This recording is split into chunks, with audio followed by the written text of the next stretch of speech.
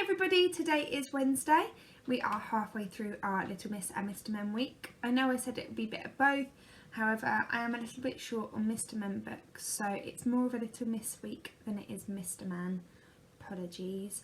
But the book I'm going to read this morning is Little Miss Tidy. Let's find out and see what she's like. Little Miss Tidy was an extraordinary tidy person. In Little Miss Tidy's house, everything had its place. She had a huge handbag, which she would fill with all sorts of things until she had time to put them away tidily. Then there were all her boxes. She had small ones, medium-sized ones, big ones, enormous ones, round ones and square ones. And this was where Little Miss Tidy tidied away all her things. Nothing was ever left lying around in her house. Now, with all this tidying up going on, you would think that Little Miss Tidy was perfect, wouldn't you? Well, she isn't. On Monday at 9 o'clock, she telephoned Mr. Clever.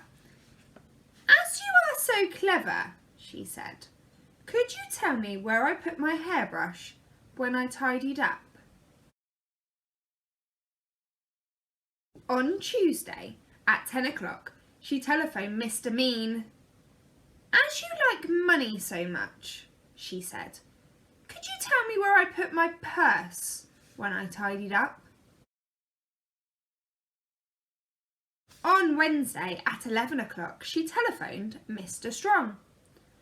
"As you like eggs so much," she said, "could you tell me where I put my boiled egg when I tidied up?"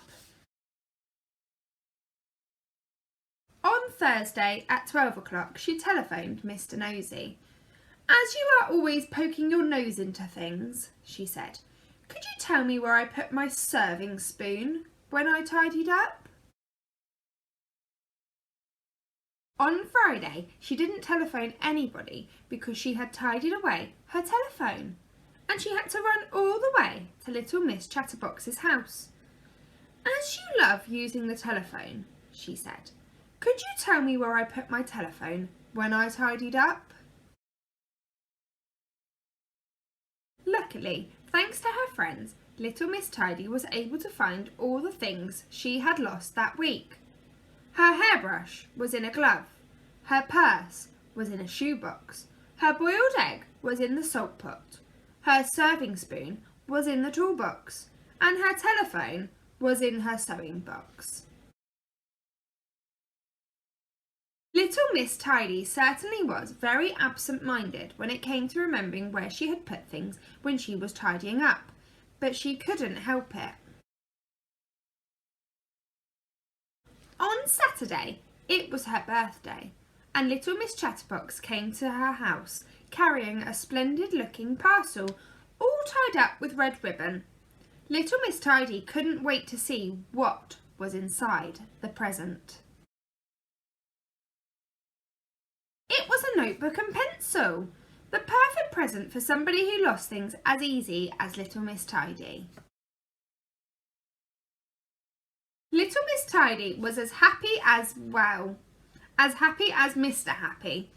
She spent the rest of the day opening all her boxes and writing down in her notebook everything that she had stored away in them. It was very late by the time she had finished her list. She went to bed very tired. On Sunday morning, she woke with a start. "My notebook and pencil!" she cried. "Wherever did I put them when I tidied up?" Little Miss Tidy spent all day Sunday looking for her notebook and pencil. She had to open and close all her boxes again. And you know where she eventually found her notebook and pencil? On her bedside table. The end. Wow, that was a lovely story. She's obviously very forgetful. She might be very tidy, but she's very forgetful. So that was Little Miss Tidy, our story for this morning. Now you'll be expecting 2 more stories today as it's the middle of the week, so I'm doing 3 in a day. Now, I hope you enjoyed it. Please subscribe to the page and like us on Facebook at facebook.com/isolation station for children, and I'll see you soon.